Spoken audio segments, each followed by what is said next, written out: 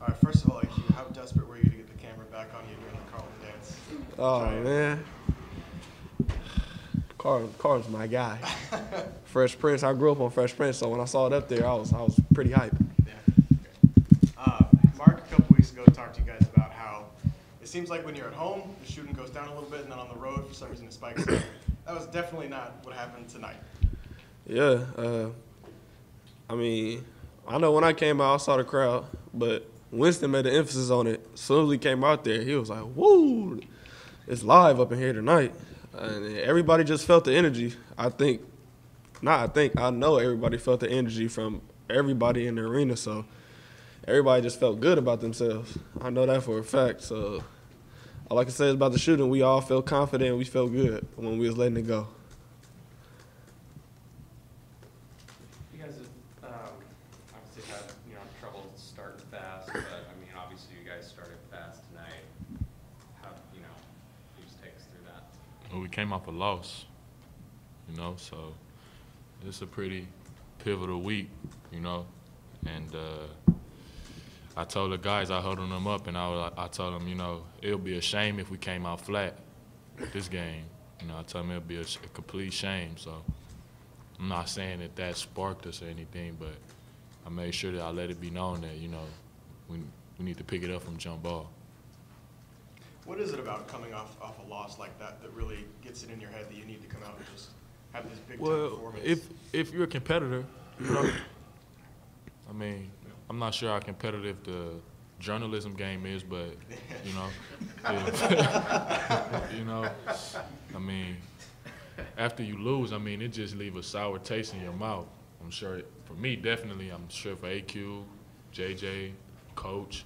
So we had a good 2 days of practice, and it also helped that they didn't have Nance. Usually at that first immediate timeout, Fisher usually brings like JD or Aqeel, he leaves someone on the court. How did Phil just know that he wanted to keep you guys out there and keep things rolling? Yeah, sometimes we do start off like that. We feel like we got a groove, and then we do come out. I know me and Winston look at each other like, oh man. We don't like it. I know I do. Yeah, we don't, but coach does it, so it doesn't bother us. But it was good for us to stay in tonight. We just kept it rolling, and the crowd got behind us, and everybody kept it rolling. So that was good for us. Wyoming didn't get an offensive rebound until 10 minutes left in the second half. How did you guys manage that? Big boys down low. You got Win 6'9" from the H. You got Angelo Beast from the West. Then you got Sky. I mean, we're pretty tough, JJ. We're pretty tough. We've been trying to make a concerted effort, on a serious note, to really get on our defensive rebounding. I remember Hut came one time in practice. He was like, "All right, we need to start getting some defensive rebounds, y'all. Y'all think this is a game? Like this gonna cost us some games." So we just been focused a lot more on getting defensive rebounds. Aqeel, you look like you were hurt a little bit against Boise State, and you felt a lot better. What changed? What wasn't? Like he said, as a competitor, you don't really want to make excuses, but I was just pretty much putting that game behind me. I felt a little down, but I mean, it was a game going on. I can't do nothing about that. So I was just ready to get out here. We all had a sour taste in our mouth, and I know I wanted to play right after the game was over in Boise. I wish we could have played the next day, honestly. But that rest a couple of days during practice, and I was just ready tonight. Was it your back? Was it your knees? What was hurting? My knees was hurting. Knees. Typical basketball. Everybody knees hurt. But you're good today. Yeah, I'm fine. Winston, what specifically did you work on in the offseason with your three-point shot? Was it the footwork? Was it the release? Like, what specifically? Because it seems like you're much more confident with it now this season, especially as of late. Well, first and foremost, the only way to gain confidence is through continuous work. And I work on my game more than anybody would ever know. And, you know, since my freshman year, I never thought my form was bad. I just think it was a matter of me feeling confident and, you know, continuing to pull it. You know, you got to have that shooter's mentality. You know, some guys say let it fly. Some guys say keep shooting. So, you know, it looks a lot better when it goes in. a lot more people are happy. But you know, I just continue to just shoot, you know, and get as many shots up as I can and just to keep my confidence up. How does it feel for you guys just knowing you're in first place and you guys kind of control the rest of the way? We'll celebrate it for about another 3-4 hours and get ready for Colorado State because I'm sure they're going to come in here confident.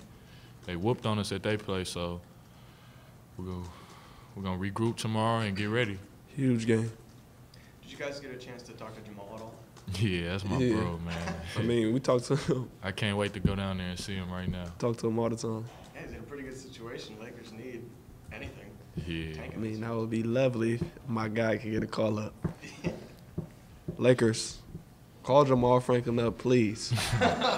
We need him out there, LA. What were you guys thinking when I saw you guys both looking at the stat sheet when you came in? What were you thinking when you looked at that? Little inside stuff between me and Win. Yeah, but, you know, first and foremost, I just like to point out that, you know, the night tonight was really about Tony Gwynn, you know. On a serious note, you know, it's a sad situation and passing away. But I think the crowd, the atmosphere, you know, it was electric in there tonight. And as soon as I walked on the floor, the third time we walk on the floor when it's time to get the game started, you know, I'm looking around and I just felt the electricity, you know, and it's that type of stuff that get me going, you know.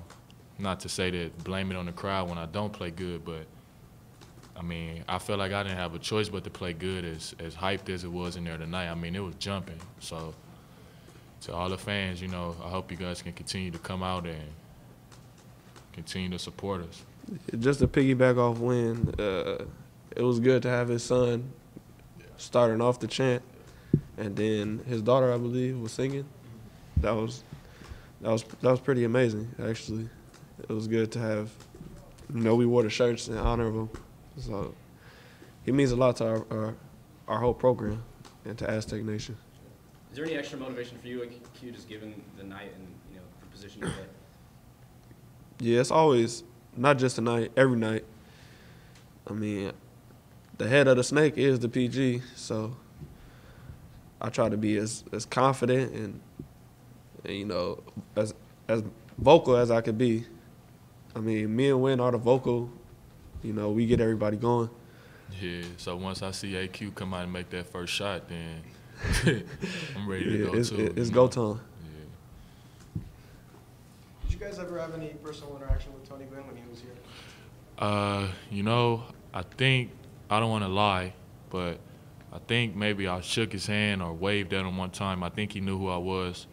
I don't remember having any conversations or real dialogue with him, but I do think I waved and shook his hand at least one time, so I feel good about that.